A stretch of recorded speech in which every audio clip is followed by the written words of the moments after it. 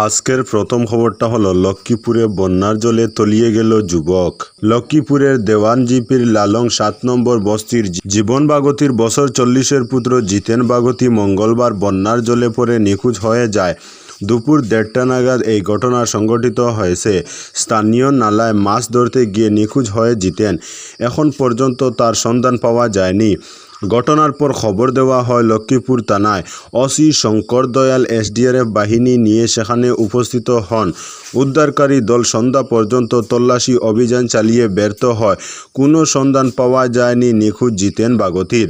বুধবার আবারও তল্লাশি অব্যাহত রাখবেন বলে জানিয়েছেন তারা। আজকের পরবর্তী খবরটি হলো শ্রীভূমি তথা করিমগঞ্জ জেলার শিক্ষা প্রতিষ্ঠানের ছুটি বাড়ালো।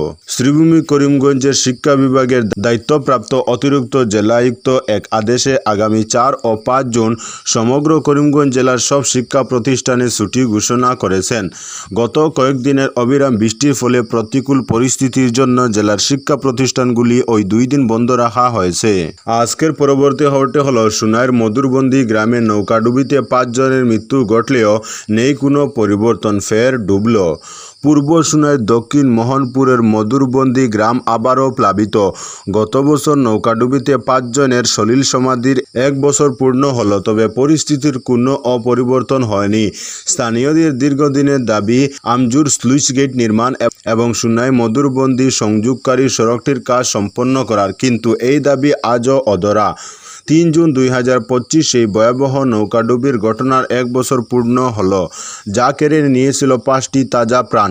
২০২৪ সালের ৩ জুন তারিখে পূর্ব সুনাইয়ের দক্ষিণ মোহনপুরের মধুরবন্দি গ্রামে এক মর্মান্তিক নৌকাডুবিতে ৫ জনের সলিল সমাধি হয়েছিল। সেই ঘটনার পর স্থানীয় মানুষজন আমজুর স্লুইস গেট নির্মাণ এবং সুনাই মধুরবন্দি সংযোগকারী সড়কটির নির্মাণ কাজ সম্পন্ন করার জোরালো দাবি জানিয়েছিলেন, কিন্তু দুঃখজনকভাবে ১ বছর পেরিয়ে গেলেও সেই দাবিগুলো নিয়ে কারো তৎপরতা দেখা যায়নি। গত ১ বছর দেশের রাজনৈতিক প্রেক্ষাপটে অনেক কিছু বদলালেও বদলায়নি সুনাই মোহনপুরের ভাগ্য। আবারও বন্যার করাল গ্রাসে তলিয়ে গেছে এই গ্রাম। মানুষের স্বাভাবিক জীবনযাত্রা ব্যাহত হচ্ছে, চলাচল করতে হচ্ছে নৌকায়। যে কোনো সময় আবারও গতবারের মতো মর্মান্তিক ঘটনার পুনরাবৃত্তি ঘটার আশঙ্কা করেছেন স্থানীয়রা। আজকের পরবর্তী খবরটি হলো নাথপাড়া বাঁধ মেরামতে ৬ কোটি ৬০ লক্ষ টাকা মঞ্জুর, জানালেন মুখ্যমন্ত্রী। বেরেঙ্গা নাথপাড়ায় বাঁধ নির্মাণে ১ কোটি ৬০ লক্ষ টাকা মঞ্জুর হয়েছে। শীঘ্রই বাঁধের নির্মাণ কাজ শুরু হবে। মঙ্গলবার শিলচরে সাংবাদিক সম্মেলনে একথা জানান মুখ্যমন্ত্রী ডক্টর হিমন্ত বিশ্ব শর্মা। মুখ্যমন্ত্রী বলেন, এবার কোনো বাঁধ ভাঙেনি। যেসব বাঁধ কিছু ক্ষতিগ্রস্ত হয়েছে তা নির্মাণ করা হবে।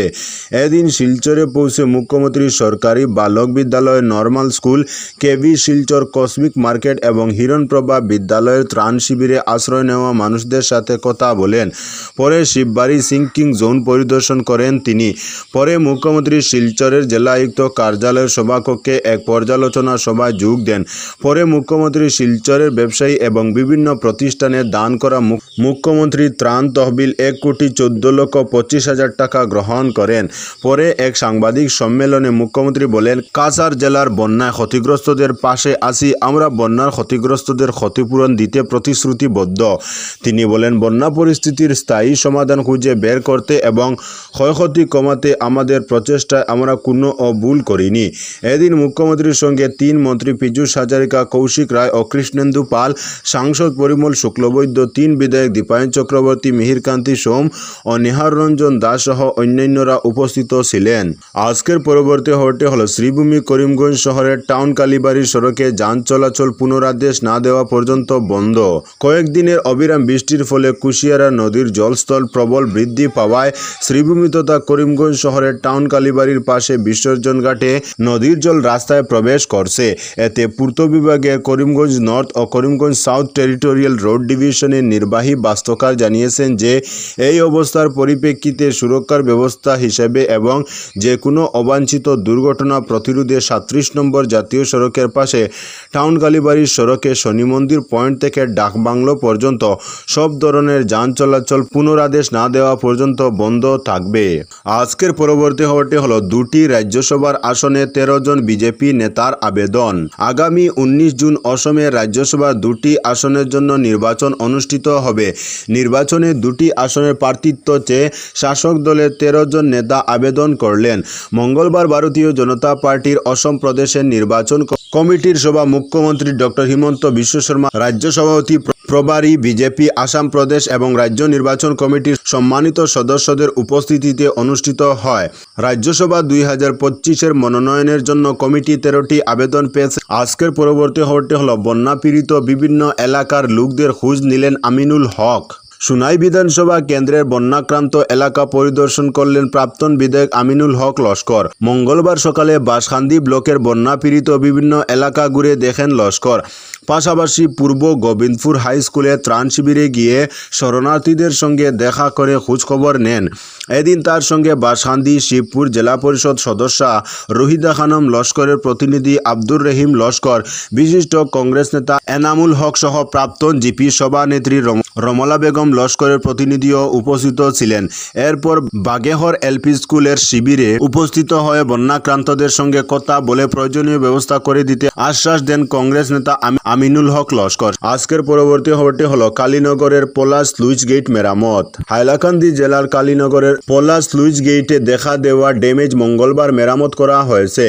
বরাক নদীর বন্যার জল পোলাখাল দিয়ে উল্টো পথে প্রবেশ করে হাইলাকান্দি জেলার বকরিহাওড়ার সহ আলগাপুর রাজস্ব চক্র যাতে প্লাবিত করতে না পারে সেজন্য এই স্লুইস গেট বন্যার জল আটকে রাখে। মঙ্গলবার হাইলাকান্দির জেলা কমিশনার নিসর্গ হিবারে এই স্লুইস গেটে দাঁড়িয়ে মেরামতির কাজ করান। এছাড়া জেলা কমিশনার নিসর্গ হিবারে হাইলাকান্দি জেলার প্রশাসনিক এলাকায় থাকা বরাক নদীর বন্যা প্রতিরোধী বাঁধগুলি পরিদর্শন করেন। পরিদর্শনকালে তিনি জলসম্পদ বিভাগের আধিকারিকদের বাঁধগুলির উপর তীক্ষ্ণ নজর রাখতে বলেন। এদিকে জল সম্পদ বিভাগ থেকে জানানো হয়েছে মরশুমের প্রথম দফার বন্যায় জেলার 60টি স্থানে বন্যা প্রতিরোধী বাঁধগুলির উপর দিয়ে বন্যার জল প্রবাহিত হয়েছে। জেলার একটিমাত্র স্থান বামুনলেখাই অঞ্চলে কাটাখাল নদীর বাঁধ ভেঙেছে বলে জল সম্পদ বিভাগ থেকে জানানো হয়েছে। এদিকে জেলায় 423 জন জলবন্দী লোককে সোমবার প্রশাসনের ব্যবস্থাপনায় উদ্ধার করা হয়েছে। আজকের পরবর্তী খবরটি হলো কাটিগড়া ও দলাইতে বেশ কিছু জলমগ্ন রাস্তায় চলাচলের উপর নিষেধাজ্ঞা। কাছাড় জেলার বন্যার পরিপ্রেক্ষিতে কাটিগড়া ও দলাই মহকুমার একাধিক গুরুত্বপূর্ণ সড়ক বর্তমানে জলমগ্ন ও বিপজ্জনক হয়ে উঠেছে। এই অবস্থায় জনসাধারণের সুরক্ষার কথা মাথায় রেখে লোক নির্মাণ পথ বিভাগ অসম সরকার কর্তৃক এক জরুরি পদক্ষেপ হিসেবে বেশ কয়েকটি সড়কে যান চলাচল ও পথচারীদের উপর নিষেধাজ্ঞা জারি করা হয়েছে। কাটিগড়া টেরিটোরিয়াল রোড সাবডিভিশনের সহকারী নির্বাহী বাস্তুকারের পক্ষ থেকে জারি করা বিজ্ঞপ্তিতে জানানো হয়েছে যে সৌরঙ্গী পয়েন্ট থেকে নুননগর পর্যন্ত বিস্তৃত টিআরকে রোডটি একাধিক স্থানে গভীর জলমগ্ন হয়ে পড়েছে। সড়কটির বর্তমান অবস্থা যে কোনো অসময় প্রাণহানির আশঙ্কা তৈরি করতে পারে। সেই কারণে রাস্তাটি আপাতত বন্ধ রাখার সিদ্ধান্ত নেওয়া হয়েছে এবং বিকল্প রূপে সিদ্দিপুর নুননগর রোড ব্যবহার করার পরামর্শ দেওয়া হয়েছে। তো বন্ধুরা, আজকের জন্য এতটুকু। পরবর্তী কোনো নতুন ভিডিওতে দেখা হবে, তখন অবধি ধন্যবাদ।